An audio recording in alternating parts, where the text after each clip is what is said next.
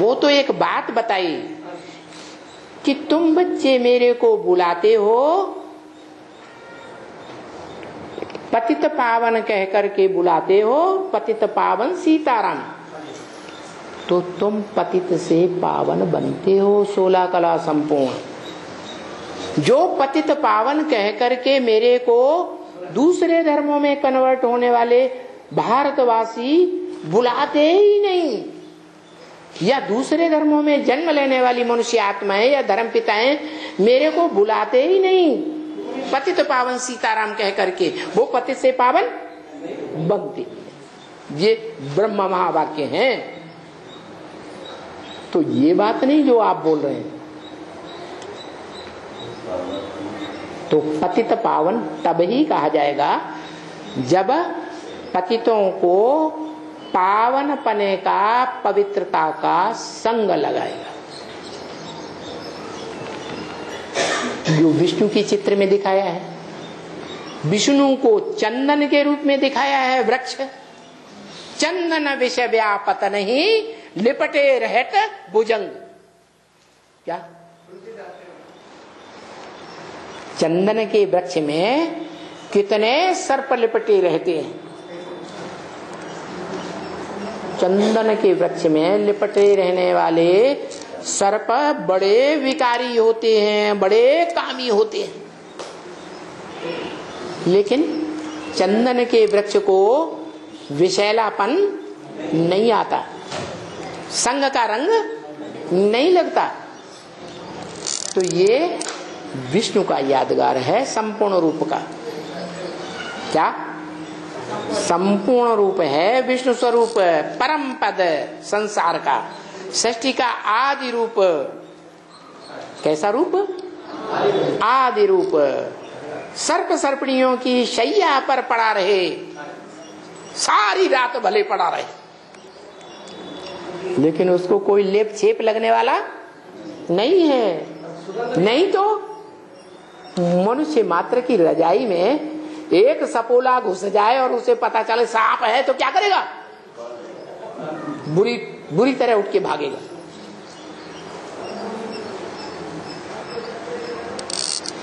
और वो निर्विष है, सदा निर्विष है। जब तक जीवन है, जब तक शरीर है, तब तक निर्विष है। और जब शरीर की स्मृति ही खत्म हो जाए,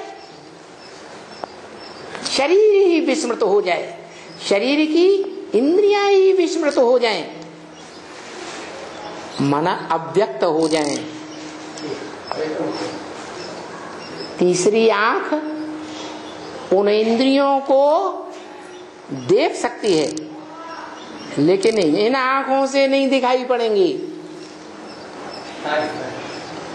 ये साकार आंखों वाले इस दुनिया में समझते हैं कि शिव ने भी वही कार्य किया जो मंदिर में यादगार रखी है, और हम भी वही कार्य करते हैं, तो बुरा क्या है? लेकिन तीसरे नेत्र से ये नहीं देख सकते कि वो जो कर्म कर रहा है वो पूजनीय कर्म कर रहा है, इसलिए पूजा होती है। क्या पूजनीय कर्म? कर्म योगी कर्म इंद्रिय से कर्म करता है, लेकिन योग युक्त होकर। जो बुद्धि है, मन को कंट्रोल करके, मन बुद्धि के संकल्पों को कंट्रोल करके आत्मा निसंकल्प स्टेज बिंदु में टिक गई।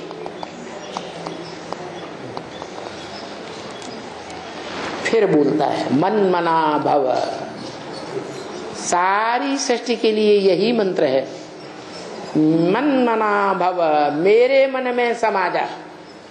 कौन बोलता है? निराकार बोलता है, बापों का बाप, या साकार बोलता है?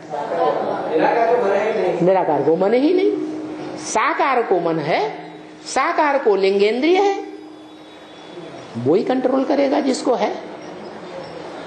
तो ये योग बल की बात बताई कि योग बल से विश्व के ऊपर विजय प्राप्त करने वाला इस संसार में पैदा हुआ है, सारे विश्व के ऊपर कंट्रोल करने वाला, ऐसी राजधानी स्थापन करता है।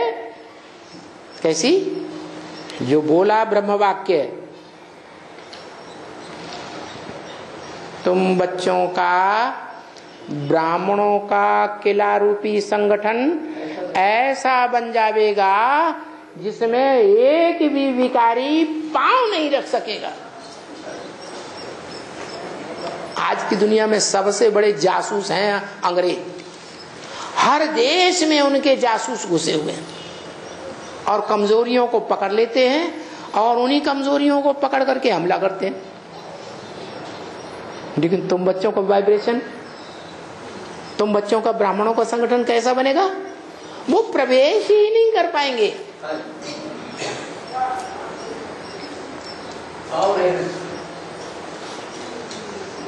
तो ऐसा संगठन ब्राह्मणों का तैयार होने वाला है जल्दी। वो ब्राह्मण पांडव हैं।